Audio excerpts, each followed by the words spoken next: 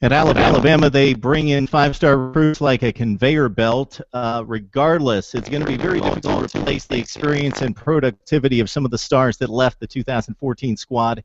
We bring in Ben George of Tide 99-1 to talk about a lot of talent lost from that Bama squad and who's going to replace these guys as we look forward to the fall. So, Ben, let's start with the guy that's the obvious missing linchpin in this Tide squad from the last several years. Of course, Amari Cooper, one of the great wide receivers that we've seen in the last decade, 115 catches last year. Christian Jones gone, DeAndrew White as well, who caught several key passes over the last several seasons. So how does this wide receiver core shape up? Yeah, wide receivers wide open, Mark. And traditionally you would think that Alabama's not a school that recruits a lot of wide receivers. I mean, they haven't up until maybe like 10 years ago. They'd have one or two every now and then, but they weren't producing Julio Jones and Amari Cooper type players that often. Now that's changed a lot under Nick Saban, and they brought in a number of 4- and 5-star guys. So the talent is there. You're looking at probably really three key guys right away. Ardarius Stewart is a guy that's a little bit quicker, maybe compares a little bit to Christian Jones. He had a really good A-Day, 2 touchdown catches, over 100 yards receiving. Also, Robert Foster. Robert Foster's a guy out of Pennsylvania. I think he was the top wide receiver in his recruiting class when he committed to Alabama. He's finally getting an opportunity now, and he's looked really good. He had a really good A-Day. He's probably been, I wouldn't say the biggest surprise, but he's probably looked the best. Everybody knew Stewart had the potential. He played some last year, had a small role, but a meaningful one. Foster didn't as much, but he's played pretty well this spring and looked very strong. So you got those guys. You also have Chris Black. He's another guy that has been on campus for a while, and he's been, I think, for the last, this will be the third year in a row that he's been everybody's target as the breakout wide receiver. So once again, he's kind of in that position. He's got a lot of speed. He's a little smaller, but he's a quick guy. He's a deep threat, and he's going to have an opportunity this year. He should be one of the top three receivers for this team. So those will probably be the three guys. But mainly Foster and Stewart might be your two biggest playmakers. Ben, I'm going to guess that there's more sheer talent at the quarterback position if you're just looking at ability in camp at Alabama than maybe ever.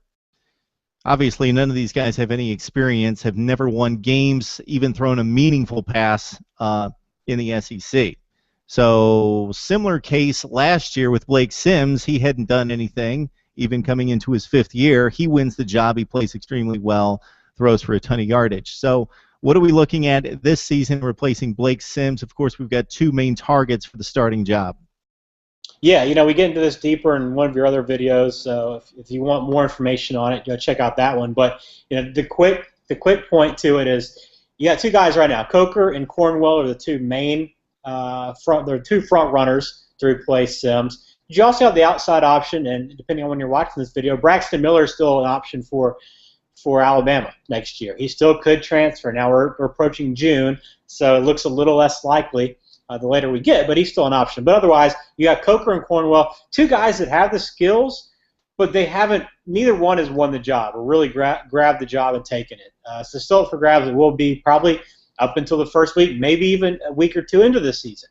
But whoever makes the fewest mistakes and keeps his team on the field in position to win the game is probably going to be the guy that doesn't. The guy that doesn't take as many chances, doesn't make as many bad throws or poor decisions will be the guy that wins that job. The talent at running back's been ridiculous. There's usually 2 first-round guys on the roster at any time under Nick Saban since 2008. T.J. Yeldon moves on to the NFL. I think we're well stocked here, but just kind of run down the running back situation in place of Yeldon, who really was a workhorse for most of his time in Tuscaloosa. Yeah, well, you say well stocked, but they've lost 3 guys since the end of the last season. So a couple of transfers, a guy left the team after some off the field issues. So, but you have two great running backs right now, and Derrick Henry and Kenyon Drake. Now, can Drake stay healthy? That's the question. He looks to be fully recovered from that leg injury he suffered against Ole Miss, and he along with Henry will make a great 1-2 punch. Henry, big, physical back, runs hard, Drake, a guy that can he can slide out to the outside. We saw him do it against Florida when he caught the touchdown pass. He can move all over the field and create a lot of matchup problems. But out of the backfield, every time he touches the ball, Mark, he can be a home run threat. And I've tooted this guy's horn the last couple of years right here on Mark Rogers TV. I think he could be the best player in that backfield. Now, Henry's going to get most of the pub, but I still think Drake's can do everything. He's quick. He's got great moves, and he can catch the ball. He does it all. He just has to not fumble it. He does that a lot too, which has been a problem for Nick Saban. But if he can protect the ball and stay healthy, I think he's the clear favorite to be a breakout player this year in the SEC. Ben, you've done an especially great job in this video touting Kenyon Drake, as you typically do, but also touting my other videos. Yes. So it's been outstanding. Love TV. Outstanding job across the board.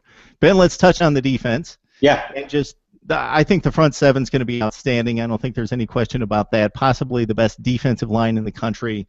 Again, front seven, Reggie Ragland at linebacker may be the best in the conference, if not the country. Let's focus on the secondary, the sore spot from last year. In the last couple years, Landon Collins was exceptional. He moves on to the NFL. Your thoughts about the safety position and defensive backfield? Yeah, well, the safety, Geno Smith is a guy that should be in that spot. Now, he's had some off-the-field issues as well. I think he's done things right outside of that. I don't think he's a problem in the locker room. I think he's a pretty good kid. He's just made some poor decisions. So Nick Saban, he's still on the team, still working with that first team. So as long as he stays in his lane, so to speak, he should be a starter, and I think he could be really good there. He's a talented player.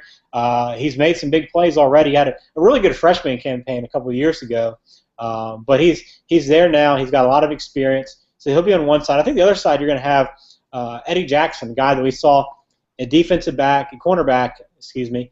But he got burned a lot. He's got a lot of speed, but he was out of position a number of times. I think the one that really stood out was that Auburn game. Sammy Coates got behind him quite a bit in that one. But he's moved to safety. I think it's a spot that might let him use his athleticism a little bit more, maybe not to think as much. And he slots as another starter probably. But you have Hootie Jones, a younger kid who's out of Louisiana, who's got all the skills to be in that spot as well. So we'll see him, and Ronnie Harrison, another guy that could be there. So they have the talent, Mark. I think that's not a question. They have some experience there, maybe not as much at safety, but those guys have some experience in that secondary under Nick Saban. So, I think while they lose Landon Collins, and he, obviously a great player, I think they probably won't drop off a whole lot in that spot. I think they'll still be pretty solid at safety. NFL scouts showed up for 17 Bama players showing up for Pro Day. That's amazing to think of that number. I don't know how many were drafted and signed total, but the free agency period after the NFL draft, I'm sure a number of Tide players found some homes in the NFL to at least try to make a roster. But the talent pool, still well-stocked, still continues to thrive. Ben, thanks so much for joining us to break down these replacement guys. Yeah, Mark, enjoyed it. Anytime.